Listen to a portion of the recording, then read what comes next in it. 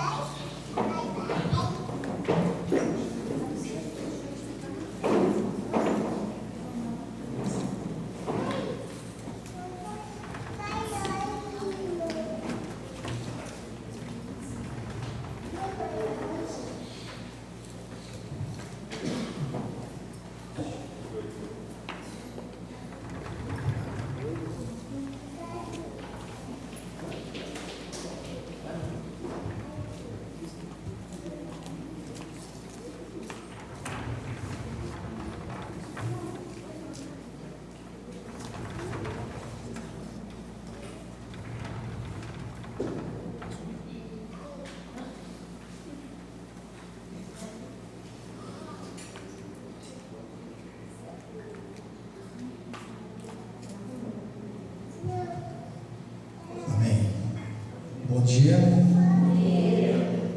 Feliz sábado. São 11 horas e 8 minutos.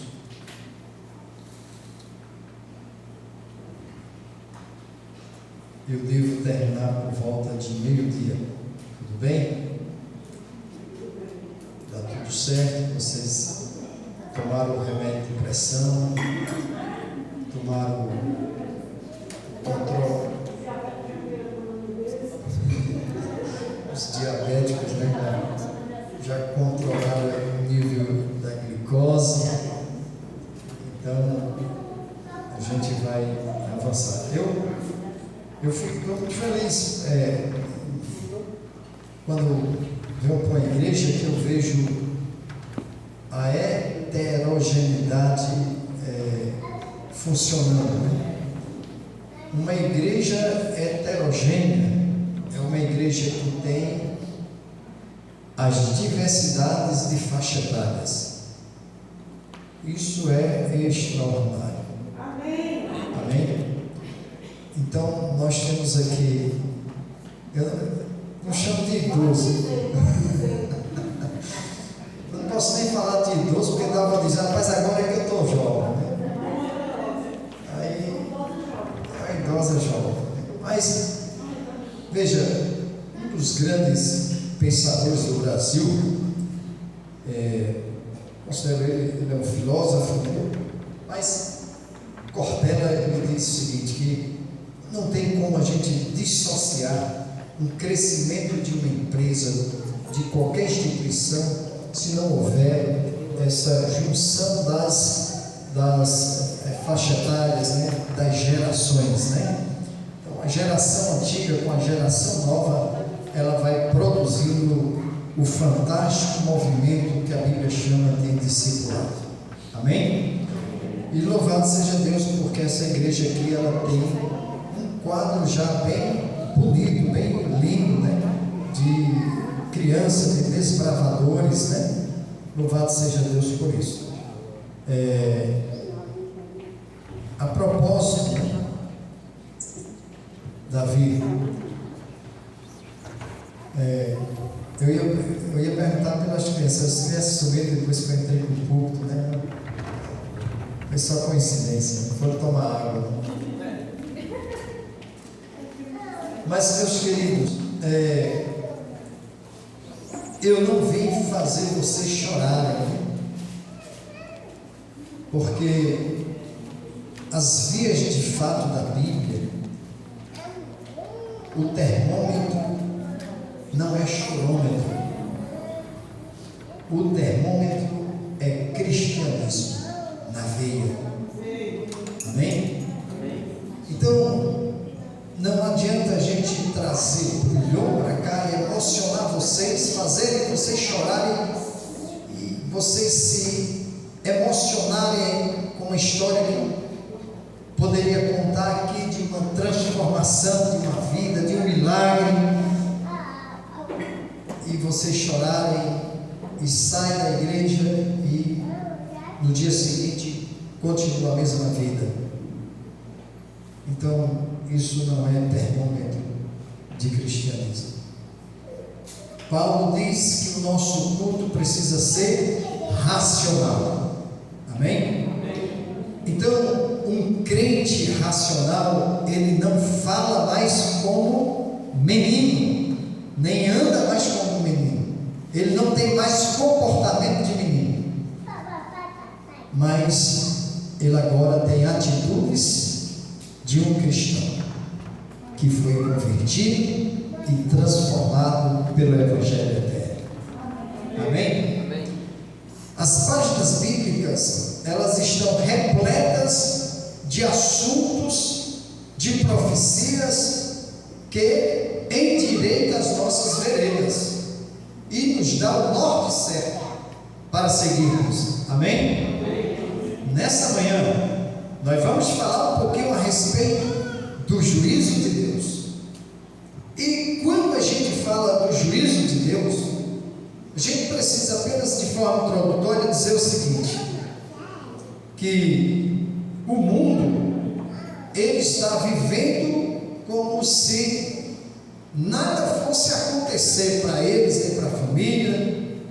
Então, por exemplo, se eu perguntar aqui para você, vocês conhecem uma família boa, família decente, família tranquila, que pega os filhos, vai no final de semana para o sítio, e lá no sítio eles têm ali os comes e bebes, inclusive pode ter até uma cervejinha, mas não são alcoólatras, eles não bebem demasiadamente para ficar bêbado, eles têm uma vida tranquila, voltam para a sociedade, eles ajudam pessoas, inclusive eles fazem cesta básica, essa família faz cesta básica, ela dá para as pessoas carentes. É uma família decente, sim ou não? Sim ou não? Sim. E dessa forma e desta maneira, você acha que tem só uma assim? Tem milhares de famílias assim.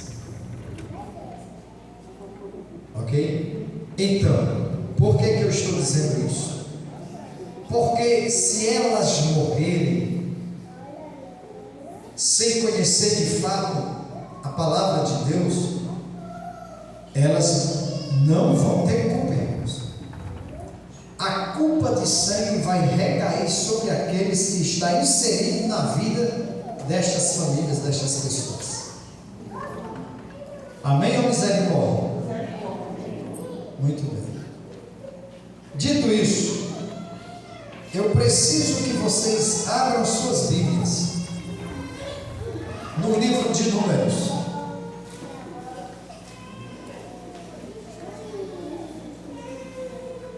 Com toda sinceridade, quase que eu chego aqui, viu, Davi? Eu adoeci, mas graças a Deus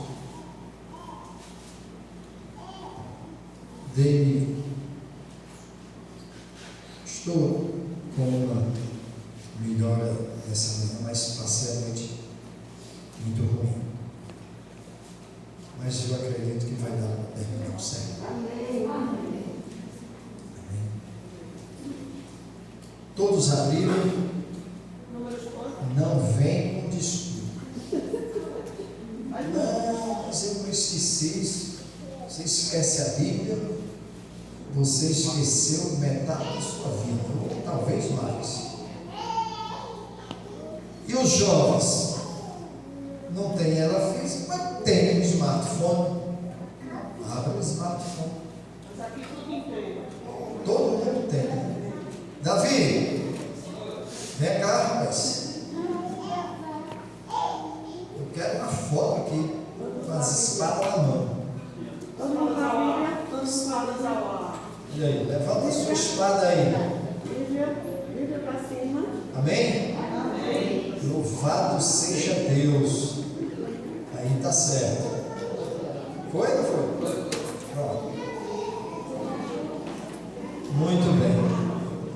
Vamos à leitura. Você não disse o capítulo, pastor. Você está dizendo a leitura e não disse o Janine, eu te disciplino, viu? Mas a Janine é o verso 23 do 32.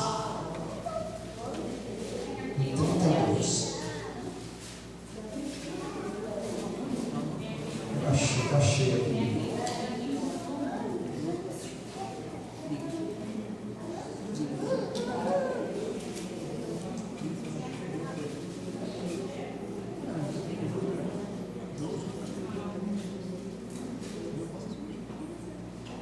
Amém ou não amém? Amém. Veja. Porém, se não fizerdes assim, és que pecaste contra. Ninguém abriu a Bíblia, não. Ninguém achou o texto. Eu estou testando vocês. Vou de novo. Porém, se não fizerdes assim, eis que pecaste contra, e saber que o vosso pecado vos dá de. Só a Janine achou. Achou aí, meu irmão? 32, 23. Pois vamos ler de novo. Quem achou diz amém. Bom, ninguém de fora. É um coral para completar a frase. Porém, se não fizerdes assim, eis que pecaste contra o, e saber que o vosso pecado vos há de Achar. Muito bem. Vamos entender o texto que a gente acabou de ler. A tribo de Rúben e metade da tribo de Manassés, quando eles estavam na peregrinação do Egito para a terra de Canaã, quando eles chegaram, passaram ali pelas terras de Gileade, a tribo de Rúben, metade da tribo de Manassés, foram falar com Moisés e foram lá dizer o seguinte: Moisés, nós gostamos demais destas terras aqui. E de fato, quando você vai fazer uma análise de Gileade, dessa terra especificamente, Gileade era uma terra muito abençoada para a criação de cabritos e bovinos e rebanhos.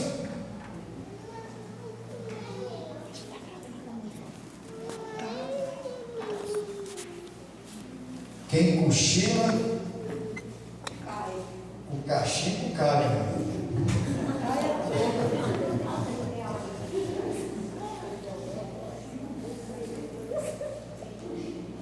Mas voltemos. Então essas terras eram belíssimas, era uma bênção para criar caprinos, bovinos, né, e outras espécies. E a tribo de Rúben foi lá com a metade da tribo de Manassés, foi falar com Moisés: Moisés, a gente quer ficar aqui. Então Moisés passa um filme para eles assim: olha, vocês olhem para trás, veja que os seus pais pereceram, morreram no deserto por causa do pecado. E vocês querem entrar nessa mesma lista? Aí eles disseram: não, Moisés, nós vamos fazer diferente. Como é que vocês querem fazer? Moisés perguntou. Então, é o seguinte: nós vamos deixar aqui os rebanhos, a gente vai deixar aqui as mulheres e a gente vai deixar aqui as crianças. E nós, homens, iremos com vocês até vocês entrarem na terra de Canaã.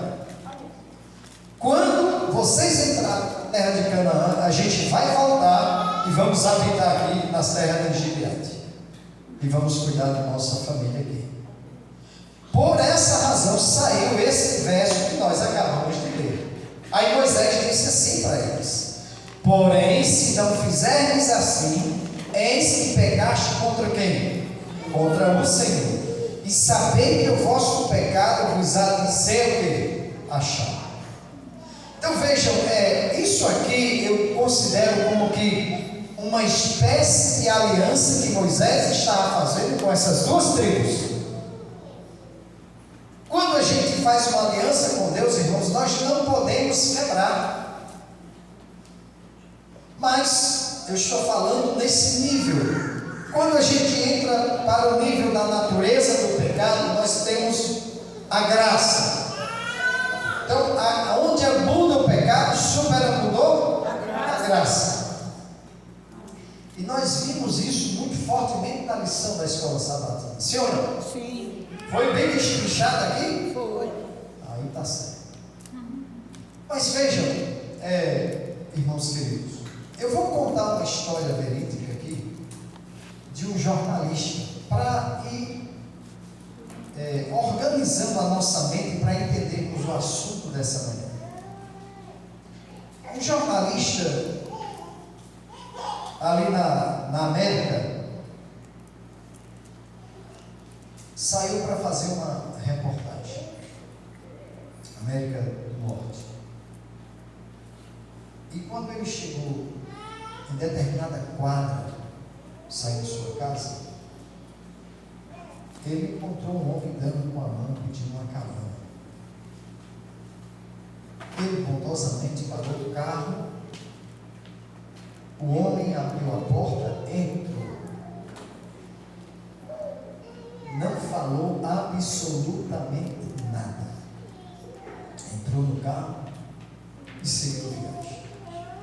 O jornalista, como aqueles homens muito tagarela, começou a puxar assunto, puxar conversa de política, conversa de esporte, conversa de finanças,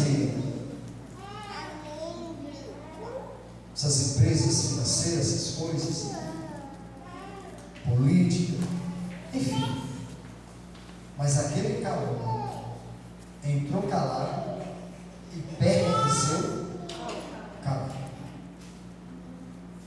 De repente, depois de algum tempo de viagem, aquele carona puxou uma faca pequena, pontiaguda. E aí,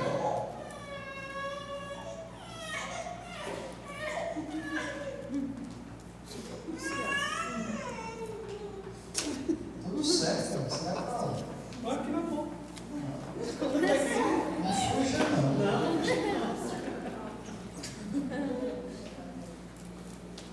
E aí, puxou aquela faca, o jornalista puxou a faca, e ele tinha na mão uma varinha de marmeleiro.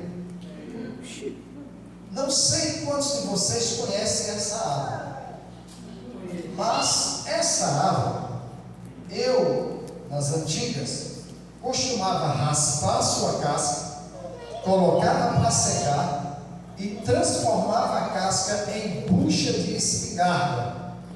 E eu matava a ribação e rolinha, codorniz, para a subsistência. Naquela época eu matava até preá também, viu? Mas hoje eu não como mais preá porque é imundo, né? Eu descobri. Não podemos comer. Mas eu estou dizendo isso só para contextualizar sobre a varinha de marmeleiro. E aí aquele carona começou a fazer um desenho artístico naquela varinha. Eu também já fiz muito isso. Um desenho artístico nas varinhas de marmeleiro. De repente, o carona fez menção com a mão para que o jornalista parasse o carro. E ele parou o carro. O carona saiu, o homem saiu do carro, não deu nem obrigado. Fechou a porta. O jornalista continuou sua viagem para onde ele ia fazer sua reportagem, etc. e tal. Algum tempo depois, bastante tempo depois, bastante eu não estou falando de dias não, estou falando durante esse mesmo percurso, esse mesmo dia. Talvez, não me lembro aqui, não tenho os dados do horário específico, mas depois de algum tempo, o jornalista volta de sua viagem e E naquele mesmo local, nas imediações daquele mesmo local, ele viu um aglomerado de pessoas. E ele disse: poxa, o que está acontecendo aí? Como jornalista, eu disse: eu vou verificar, de repente pode ser um furo de reportagem. Isso vai ser bom para mim. E aí, quando ele chegou, eu estou, acredito, eu não estou ainda desidratado, mas estou me desidratando. Eu passei uma noite complexa. Mas, como diz a história, vamos terminar. Ele se aproximou daquela aglomerada de pessoas e começou a perguntar: o que houve? O que houve? E as pessoas não nem sabem. Aí foi fulano ali a fila e tal, chegou bem para dentro da multidão e estava um casal estendido no chão, mortos, falecidos. E ele perguntou: quem matou? Quem sabe, mas é dono desse mercadinho aqui, é o dono desse mercadinho. De repente, apareceu aí, esfaqueado os dois e estão mortos. Casal. Quando ele se aproximou dos corpos, ele viu que tinha ao lado do corpo uma varinha de marmeleiro talhada. Então ele se arrepiou. Eu escapei de morrer. Sim ou não? Sim. Obrigado. Eu escapei de morrer. E aí ele pegou aquela varinha, porque ele já sabia quem tinha matado aquele casal. E aí ele fez um retrato falado e começou-se as buscas para encontrar o assassino. E encontraram o assassino. E ele foi preso. E ele estava ali no fórum e começou o promotor ali a fazer perguntas, fazer questionamentos a respeito de horário, de onde ele vinha, quem era ele, de que família. E ele agora, calmo, tranquilo e sereno, respondendo todas as perguntas. E nem sequer tinha advogado. Estava tranquilo. E aí, o promotor, junto com o juiz, não tinha mais dúvidas. Mas não existe prova contundente contra este homem. Nós vamos soltar. Só que o promotor tinha nos autos a petição. Peraí, já terminou o da central? É a primeira vez.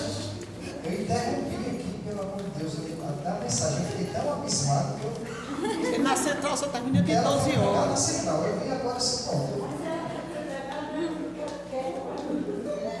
Termina sempre esse ponto. Meu Deus do céu. Isso me preocupou agora, porque agora eu tenho que acelerar os passos, né? Mas, enfim, o jornalista já estava nos autos que ele ia aparecer. E ele apareceu na hora.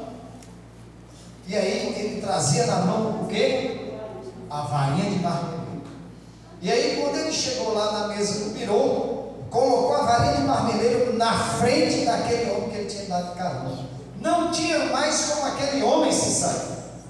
Então eu quero dizer o seguinte, irmãos, que naquele exato momento, aquele homem, ele teve um encontro maciço com o seu pecado, com a sua varinha de marmeleiro. Eu não sei se eu vou falar para alguém que precisa ter esse encontro com o seu pecado nessa manhã, mas uma coisa é certa: todos nós seremos levados a tribunal. Sabe, o Salmo 44, 21 diz o seguinte: porventura não teria atinado Deus, Ele que conhece os segredos dos corações? Então Deus, Ele conhece os segredos dos nossos corações. Seja o sim que você dá, seja o não que você dá, Deus conhece tudo de nós até o que a gente não conhece da gente mesmo, mas Deus conhece na sua profundidade. Verdade. Amém? Amém. Então, eu quero dizer com isso, que se eu falo para alguém que precisa desse encontro, hoje é o momento de você ter um encontro com a sua varinha de marmeleiro, com o seu pecado, porque Ele é fiel e justo para perdoar os nossos pecados. Amém. Eu quero contar uma segunda história para vocês, para ir alinhando aqui com o que eu quero passar sobre o juízo de Deus. Essa história agora é uma história hipotética, porém traz um fundo de lições.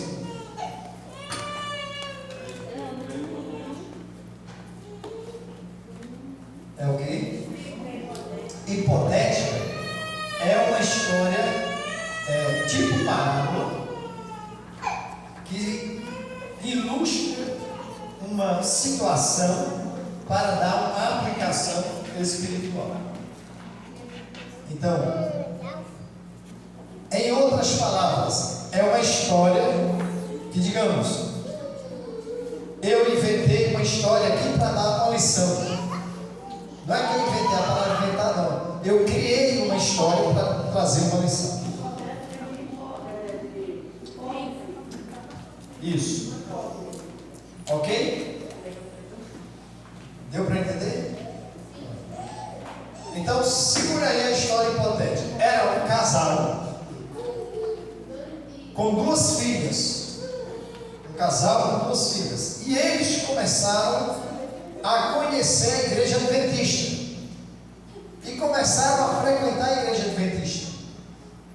E esse casal com essas duas filhas agora, depois de certos cultos de frequência, eles agora começam a receber um curso bíblico. E aí, os dias foram se passando, meses foram se passando, e o momento do apelo estava chegando. E aí chegou o momento do apelo para a decisão do santo batismo. E aí, queridos, a esposa, ela aceitou, as duas filhas também aceitaram, mas o pai, o homem, o marido não aceitou. Ele disse: não, agora não.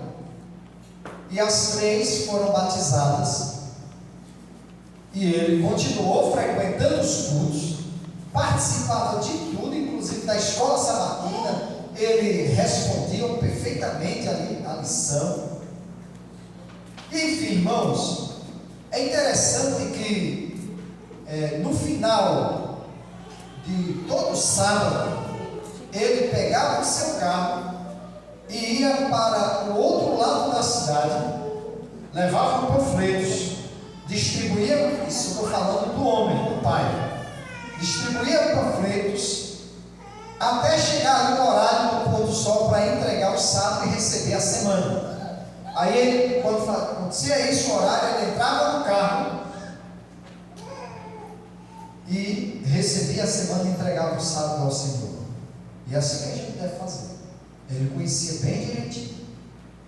Quando ele terminava de fazer isso, irmão, ele ligava o carro e ia para uma outra casa que não era a casa dele, era a casa da amante dele. Ele tinha uma mulher do outro lado da cidade. Caso outra mulher, né? Outra mulher. Então ele era um homem o quê? Bígamo. Adulto. Né? Era um homem Bígamo. adulto. Acontece, preste atenção na história que eu estou ilustrando para a gente chegar no que eu preciso. Acontece que no dia de sair do trabalho, passando em um semáforo, um taxista em alta velocidade colide com o carro dele. E ele foi levado às pressas para o hospital. Mas no meio da viagem, ele veio a óbito. Faleceu. Faço uma pergunta. Eu estou falando hoje sobre o juízo de Deus. Não esqueça disso. Faço uma pergunta para vocês. Está encerrado o caso deste homem? Ele faleceu. Está encerrado. Está encerrado, sim ou não? Sim. E aí, Dani, se ensina esse povo direito, Dani. Sim. Não está encerrado ainda, porque nós estamos falando do juízo de Deus. E preste atenção para aqui para frente. Eclesiastes 9:5 diz lá que os vivos sabem que vão Morrer. mas os mortos não sabem Coisa nenhuma. coisa nenhuma. Então, terá ele chance de se reconciliar com Deus? Depois Sim ou não? Não. Neca de pitibiriba. Acabou. Por isso que eu disse que estava encerrado. Então, não, mas não está encerrado ainda. Para ele. Vejam, ele não tem mais o que fazer. Por quê? Em Hebreus 9:27, Paulo, inclusive, fecha aqui uma lacuna desse negócio de reencarnação. Eu acho muito bom esse texto. Porque Que ele os diz o homens seguinte, pecaram. e assim como aos homens está ordenado morrer uma só vez, E depois disso, vindo depois disto o quê? juízo. O juízo. Então veja, aqui Paulo corta essa categoria de reencarnação. Acabou. É sujeito ao homem morrer uma Vez. só vez. Não tem mais isso. E 2 Coríntios 5, e segue-se para então o quê? Depois disto vem o quê? Juízo. O juízo.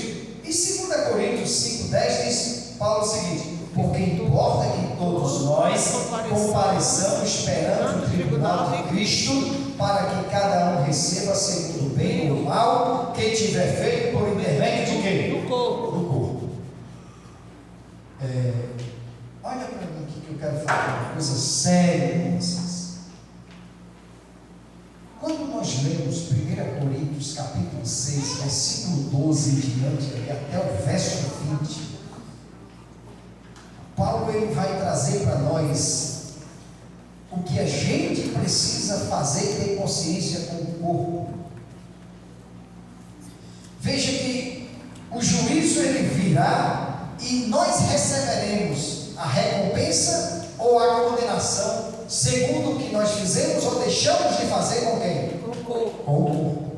Então o meu corpo está em jogo no juízo de quem? De Deus. De Deus. Isso é muito sério.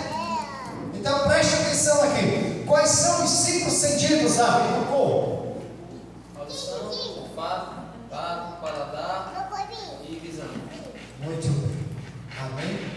Isso é um menino prodígio. Queria ter um filho assim. Ainda bem que não é seu. É de Deus. Aí tá certo. Eu tenho 2. Não são nem meu. Consagrei e dediquei para quem? A Deus. A Boja. Tchau. Davi tem outro dono. Eu sei. Voltemos.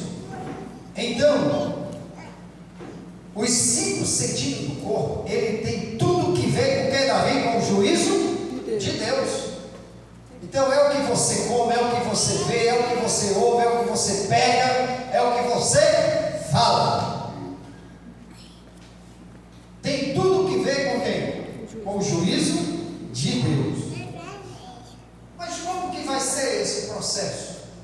Porque não está encerrado o caso daquele homem que morreu, com a colisão ali com o taxista. Em Daniel 7, capítulo 9, versículo 10, diz o seguinte: continuei olhando até que foram postos os tronos, e o ancião de dia, que é Deus o Pai, se assentou. Sua veste era branca como a neve, e os cabelos da cabeça como a pura lã. O seu trono era chamas de fogo, e suas rodas eram fogo ardente. Um rio de fogo mandava e saía de diante dele. Milhares e milhares o serviam, e miríades e miríades estavam diante dele. Assentou-se o quê? No tribunal. No tribunal. E abriram-se os livros. E abriram seus livros. Vejam,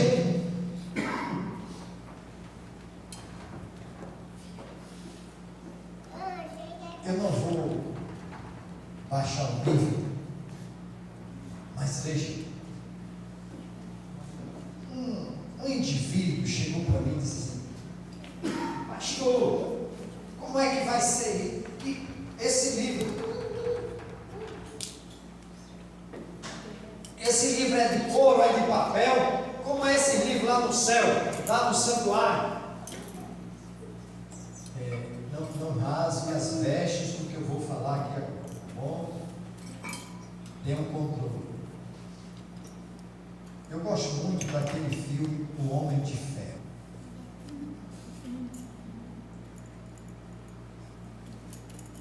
A Angelina já deu uma risada. Você fique na sua, porque senão pode ser.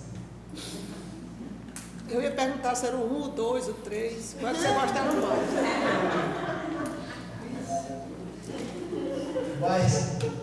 Mas por que eu gosto? Eu vou dizer. Pela tecnologia implantada ali, organizada ali. E eu fico assistindo, pode acreditar, é coisa de maluco mesmo, mas é isso que acontece. Quando eu estou vendo ali, eu me sinto dentro do juízo de Deus, analisando, comprovando esses fatos. Então, a Bíblia não diz se é de papel, se é de couro, se é um papiro, se é isso, se é aquilo. São mais de 8 bilhões fora que já morreu. Então, veja, você tem na sua mão uma espetacular tecnologia, sim ou não? Sim. Quem deu inteligência para ter essa tecnologia chamada celular? Deus. Aí você acha que Deus no céu não tem uma tecnologia? Porque a Bíblia diz que Ele é onisciente, onipresente e onipotente. Tem sim. Então Ele sabe tudo, irmão. Não adianta a gente esconder de Deus. Minuciosamente as coisas são escritas lá nesses livros a respeito da minha vida e da sua vida. Do que eu fiz e do que eu deixo de fazer. Do sim que eu dou e do não que eu dou para Deus. Quando eu viro as costas, quando eu digo eu não tenho tempo, eu não posso, é isso e aquilo, não esqueça do que eu vou te dizer. Tudo que você faz através do corpo é registrado lá no santuário celestial. E Deus, ameaça, Deus precisa do nosso corpo para que o Evangelho avance. Amém.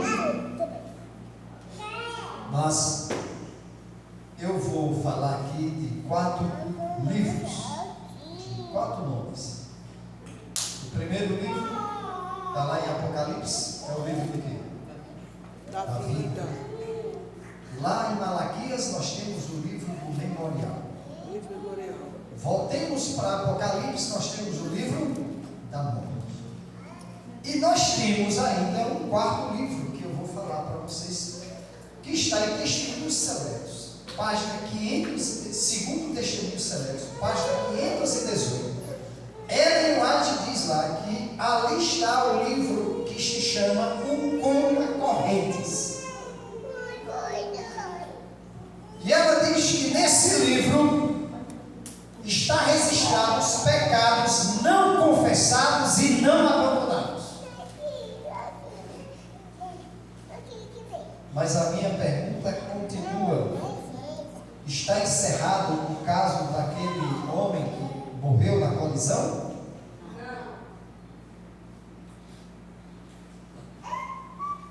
O Conflito dos Séculos, página 493, 494, ela diz o seguinte: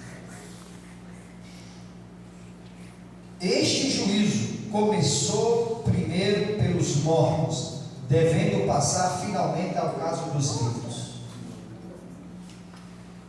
Então, nós estamos vivendo o primeiro período do juízo de Deus, que chamamos de quê?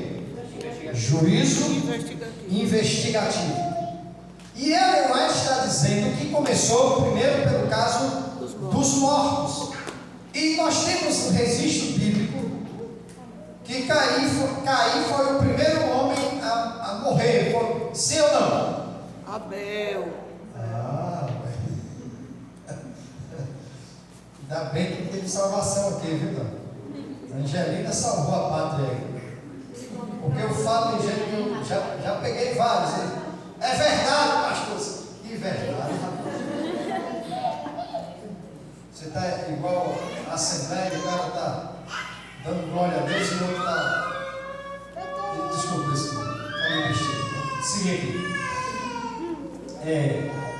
Mas ela está dizendo aqui que o juízo de Deus começou primeiro pelo caso dos mortos. Qual foi o primeiro morto? Não, Abel. Quem lhe deu estudo? Tá certo, tá certo. Abel foi o nosso primeiro mártir. Então, passou de Abel e veio e está sendo passado ali todos os mortos para trás. E todos os mortos e todas as pessoas que morrem estão dentro desse processo do juízo investigativo. Veja agora, só para título de informação e de feedback. Esse juízo começou quando? 22 de outubro de 1844. Muito bem. Eu sou meio. Gosto de ampliar. Quando a gente diz 1844, a gente precisa de um registro, de uma prova, sim ou não? Então nós temos, eu não vou entrar no mérito, eu vou só dar os textos e falar um pouquinho, porque o meu foco aqui é sobre o juízo. Mas a gente vai lá em Daniel 8,14, ali diz o quê? A profecia das 2.300 das manhãs, então o santuário seria o quê? Purificado. Purificado. Essa purificação do santuário, ela entra ali no capítulo 10 de Apocalipse, que ali foi o livrinho que ficou doce, né? Como mel, mas quando chegou no estômago se tornou amargo como um fel. Então houve uma grande decepção ali, porque eles fizeram a contagem cronológica, mas estava errada a contagem cronológica? Não estava errada, estava corretíssima. Corretíssima. A interpretação profética estava corretíssima, a sua cronologia de Guilherme e seus companheiros. Agora, qual foi o erro? O erro foi o evento, tá bom? E aí onde é que a gente encontra o evento? A gente encontra o evento no capítulo 11 de Apocalipse, versículo 19. E ali o evento mostra. Quando a gente olha o evento no capítulo 11 de Apocalipse, o verso 19, a gente precisa se transportar para o Monte Sinai. Qual foi o grande evento que aconteceu no Monte Sinai? Moisés. Exatamente. A Bíblia, ela é contundente, ela é clara e ela amplia a visão. Ela diz que foi escrita com o dedo de quem? De Deus. Esse movimento trouxe ali no Monte Sinai relâmpagos, vozes e o que mais? E trovões. Então toda vez que Deus faz um grande movimento entre o céu e a terra, na sua pessoa, acontece esse fenômeno. Vozes, relâmpagos e o que mais? Trovões. E trovões. E aí, quando a gente vai para o capítulo 11 de Apocalipse, versículo 19, ali João, em visão, ele observa o que mesmo? A Arca da Aliança. O seu santuário. E a Arca da Aliança, eu sei que vocês receberam o estudo, a Arca da Aliança, ela está em que compartimento? No Santíssimo. Então vejam que aqui teve uma mudança de status. Jesus, ele sai do santo e ele agora vai para onde? Para o Santíssimo. Mas aí uma pessoa vai chegar, mas pastor, e Jesus não tinha acesso ao santuário? Tinha, topeira. Mas é porque isso é uma mudança de status. Apenas uma mudança de status. É uma didática para que o ser humano compreendesse de fato, de verdade, a linha cronológica das profecias. E aí isso acontece, esse movimento aconteceu exatamente em que data? 22 de 1844. Amém ou não amém? Amém. Louvado seja Deus por isso, né? Mas a grande questão é, está encerrado o caso daquele homem? Veja, em Gênesis capítulo 4, versículo, aliás, antes disso, Gênesis capítulo 4, versículo 4 diz o seguinte: Abel, por sua vez, trouxe das primícias do seu rebanho e da gordura deste. Agradou-se o Senhor de Abel e de sua oferta. Com certeza Jesus estava ali para interceder por ele, sendo confirmado o nome de Abel no livro de quem? Da vida. No livro da vida. Amém. Amém ou amém? Amém. E sabe, meus queridos, um detalhe da conversa ali que era sobre, a verdade, a conversa era entre Deus e Caim. E aí, Deus, eu vou dar uma ênfase nisso aqui. Deus, ele é muito enfático com Caim. Querem ler na íntegra? Eu vou ler para vocês na íntegra. Ao passo que de Caim e de sua oferta não se agradou. Aí a gente, isso é no verso 5. E no verso 7, aí Deus diz assim: se procederes bem, não é certo que serás aceito. Se todavia procederes mal, eis que o pecado jaz à porta. O seu desejo será contra ti, mas a ti cumpre o quê? Dominar. Amém? Amém. Queridos, o que é que Deus está dizendo aqui para Caim? Não demonize Satanás totalmente. Não venha pegar as suas coisas e transferi-las para Satanás. Porque a Bíblia é clara em dizer que nenhuma tentação virá sobre nós que a gente não possa o quê? Dominar, suportar. E Salomão um dia leu leu do Espírito para você, né? Que Ellen White diz que aquele que domina o alimento, é possível que ele tenha condições de dominar qualquer coisa na vida. Ellen White diz. Foi só um parênteses. Mas voltemos aqui. Então, às vezes a gente erra, a gente pega e a gente bota a culpa em quem? Coloca a culpa em quem? Ah, foi Satanás que me tentou, foi Satanás que fez isso. Exato, mas o que é que Deus disse para Caim? O pecado jaz à porta. Cumpre a ti o quê? Dominar. E aí a gente precisa ter esse domínio com os 5 sentidos do corpo. Quais são eles? Visão, audição, paladar, tato e olfato.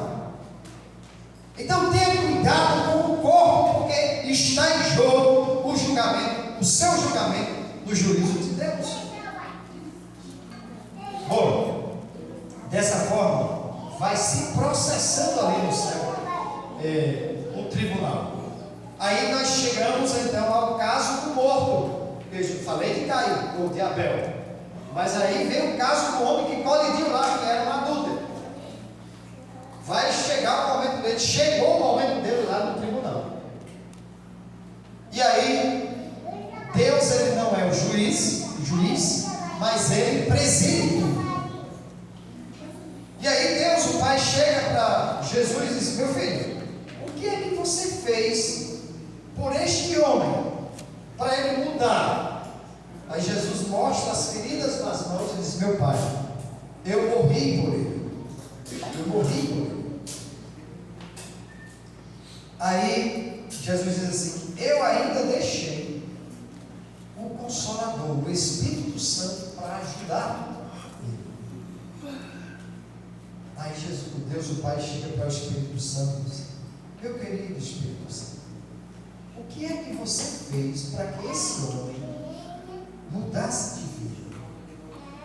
Aí o Espírito Santo diz: olha, meu querido Deus, Pai Todo-Poderoso, eu dei gemidos inexprimíveis por este homem. Eu usei o pastor, eu usei o ancião, eu usei os irmãos, eu usei os amigos, fiz de tudo para que esse homem se desviasse desse mal, mas ele sempre dava desculpa que agora não era o momento, e aconteceu o que aconteceu. Então o que é que Deus faz? Então Deus tira o nome do livro da vida e transfere para que livro? O livro da morte. Está encerrado o caso desse homem? Sim ou não? Sabe, meus queridos? Porém, se não fizerdes assim, eis que pecaste contra o Senhor, e sabei que o vosso pecado vos há de ser achado. Sabe, meus queridos, eu quero dizer para vocês que ainda não está encerrado o caso desse homem. Não está. E 1 Tessalonicenses capítulo 4, versículo 13 a 16, que eu não vou ler o texto todo, ali fala da ressurreição dos mortos. Ali fala da ressurreição dos mortos. Quando a gente vai para o Monte da Transfiguração, nós temos ali as duas classes de pessoas que estarão aqui. Uma irão para o setor e outra ficarão em vida. Moisés representando aqueles que irão o quê? Morrer. E Elias representando aqueles que não vão passar pela morte, vão ver Jesus em vida. Amém? Então, quando Tessalonicenses traz para nós, verso 16 especificamente, ao ressoar da trombeta de Deus, os mortos em Cristo ressuscitarão primeiro. Ali se trata da primeira ressurreição que está lá em João 5:28. Porque ali são duas ressurreições. Então, nesse glorioso dia, aconteceu algo extraordinário. Aquela mãe, que era a esposa traída, com as duas filhas, depois do falecimento do esposo, continuaram firmes na igreja. Amém. 3 missionários. E aí chegou a velhice. E ela foi sepultada. E ela disse o seguinte, antes de morrer: eu quero que vocês me sepultem na cova do meu esposo, do meu marido. Porque ela não sabia absolutamente Nada.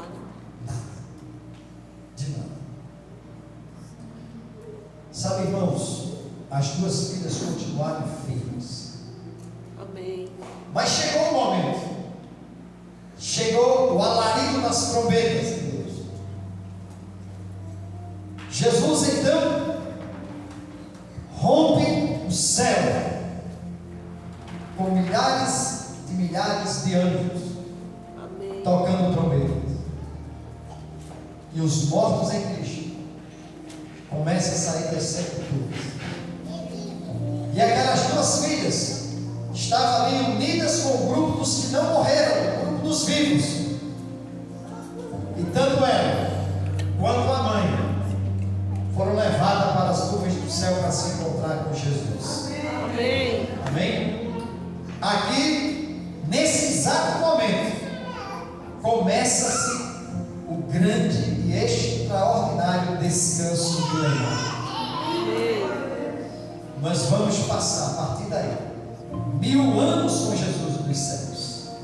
Amém? Amém. Mas quando ela chega ali, que abraça Jesus e que olha para aquela corte de anjos, uma multidão de pessoas, e ela se lembra que ela estava no túmulo do esposo, mas ela não vê o esposo do lado dela. As filhas não vê o pai. A Bíblia não diz o nível de tristeza que vai pairar na mente delas.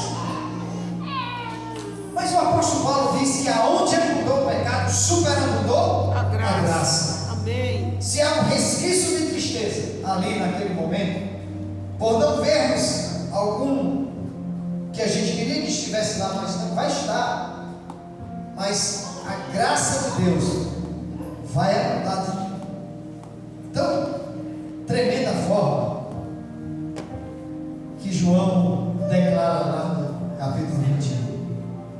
Deus lhe enxugará dos olhos Enxugará os olhos, toda lágrima. Amém. não haverá mais choro, Amém. não haverá mais choro. Amém? Amém. Louvado seja Deus. Amém. E aí nós somos levados para o céu e vamos passar esses 1000 anos. E aqui, queridos, começa a segunda fase do juízo de Deus, que é o juízo comprobatório. Aí, pastor, a gente vai julgar, você vai julgar o que, rapaz? Quem é você para julgar o que, rapaz? Você não julga nem a sua própria vida, quanto mais a vida dos outros. Tira a trave do seu olho. É ou não é? Nossa justiça é trave de quê?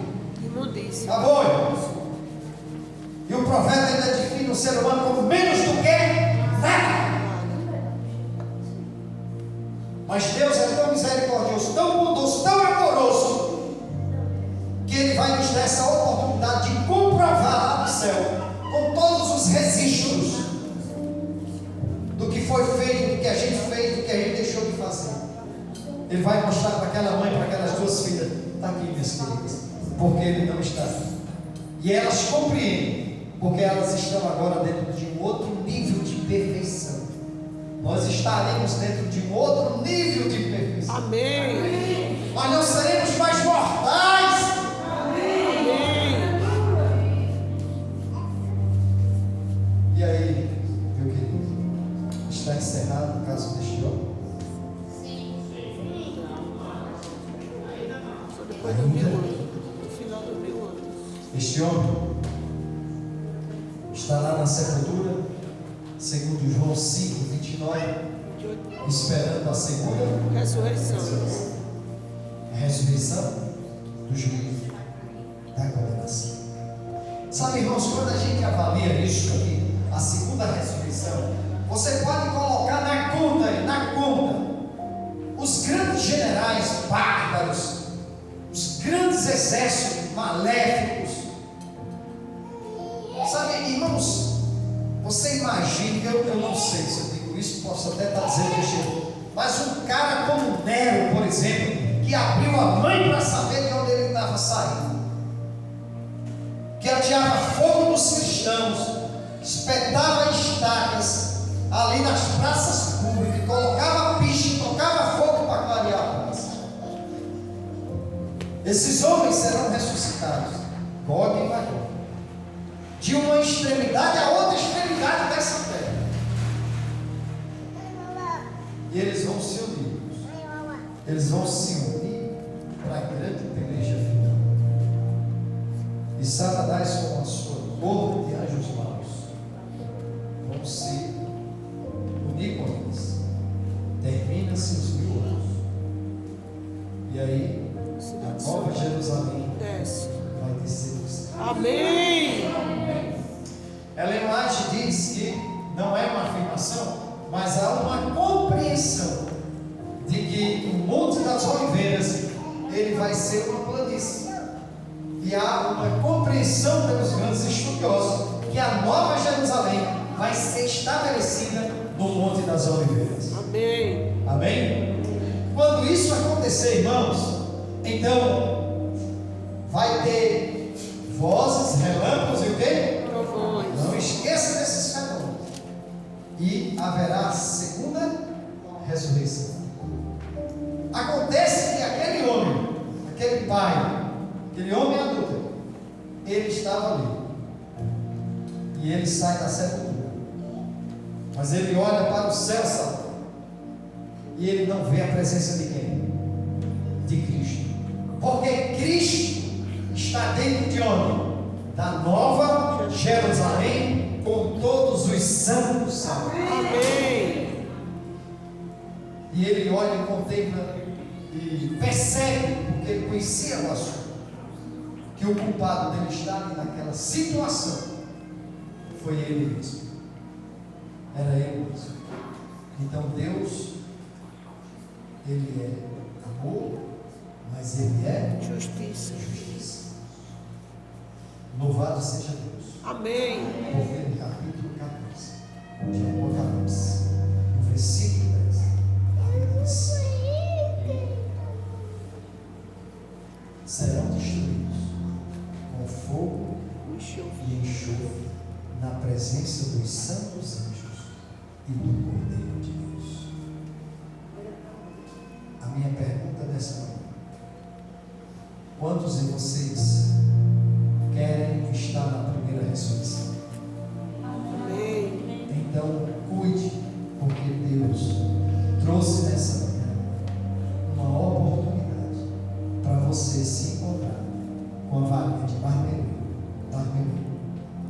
pecado. Organize a sua vida enquanto há tempo. Que Deus te abençoe. Em nome de Jesus. Amém. Vamos ficar em pé e vamos cantar o Juízo 60.